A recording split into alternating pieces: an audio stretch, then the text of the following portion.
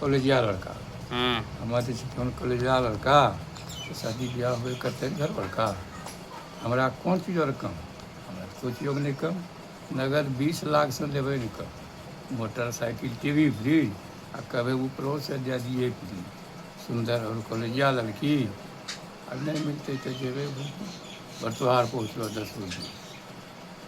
बरतुहार पहुँचलो 10-20 आ तिलक सुनी के मारलक 30 मन झाड़लक लड़का रीस आ घूरी के गेलो घर वाले जब बहुत बरतुहार भए गेलो जब बहुत बरतुहार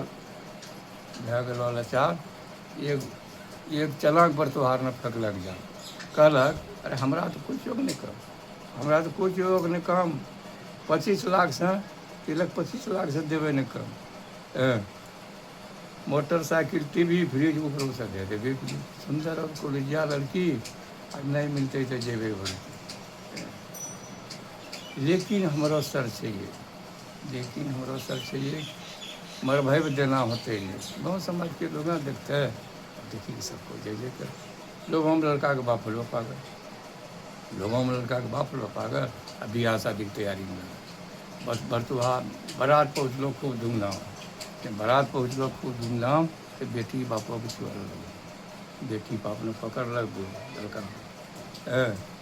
बेटी बाप ने पकड़ लग गोल आँखों से टप गिरा लग गई कहते समझी राति हमारा यहाँ अलो चोर आ घरों से सब चीज ले गलो दान दे हम देतिया नहीं छोड़ जहिया हमरा लगते फोड़ पूरा करबे मांग सब तो अखनी यही शादी में लगा दिए जो नहीं तो इलाका में जीते काफ़ी सो ये बात सुनते हैं लड़का के बाप गलो फुफवार जना घर हो के आगे जाए दुआ तो साले हरमजादे झूठी वादा किया तुम सब बात बदल गया तुम रातों रात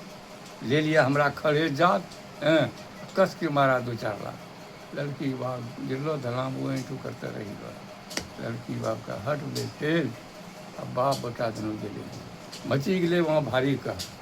मची गए वहाँ भारी कहा लड़कियों खाए लड़के लड़की चल स्मशान बारात लड़का लौटल घर बारात कत्ते घर बर्बाद भेल कत्ते घर बर्बाद भेलै एहि दहेज की होली में आ कत्ते दुल्हिन चढ़े न पड़लै अपनों पिया के डोली में कब तक चलते समाज में धंधा बना चलते लोगों का धंधा यही बातों पर करो विचार तब